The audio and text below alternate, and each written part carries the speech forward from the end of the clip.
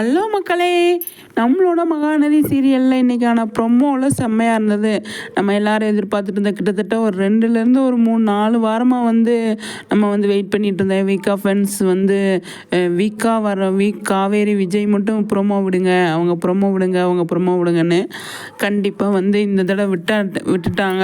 Vijay காவேரிக்கான promo மட்டும்தான் இது, வேறு யாருமே கிடையாது அப்படிங்கிறது தான். அதில் காவேரி எதுவுமே பேச மாட்றாங்க, அமைதியாக காவேரி இங்கே வா அப்படின்னு கூப்பிட்றாங்க. விஜய் என்னங்க சொல்லுங்கள் அப்படிங்கிறாங்க.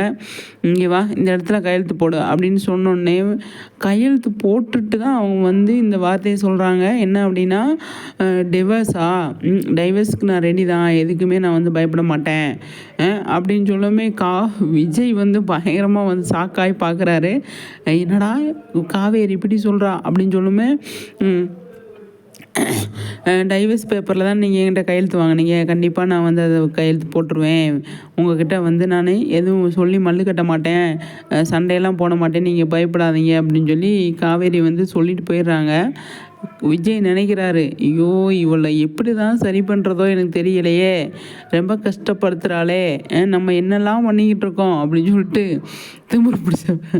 அதனால் சூப்பராக இருந்தது. திமிரு பிடிச்சவ, என்ன திமிரு, டைவர்ஸ் வேணுமா, டைவர்ஸு நான் கொடுத்தா தானே நீ டைவர்ஸ் வாங்குவோம் உனக்கு அப்படின்னு சொல்லிட்டு பயமாக செம்மையாக ஷாக்காகி பார்த்துட்ருக்காரு. இதெல்லாம் எப்போ நடக்கும் அப்படிங்கிறத பற்றி தான் நம்ம இப்போ பேச போகிறோம். என்ன அப்படின்னா, இதெல்லாம் 500வது எபிசோடு வந்துக்கிட்டு இருக்கு இல்லையா, அந்த டைமில் தான் இது நடக்குமோ அப்படின்னு சொல்லி தோணுது. இதை பேசிட்டு முதல் நாள் இது நடக்கும், மறுநாள் காவேரியை சமாதானப்படுத்துவார் விஜய் அப்படிங்கிறது என் மைண்டில் தோணிகிட்டு இருக்கு. பார்க்கலாம் என்ன நடக்குது அப்படின்னு சொல்லிட்டு.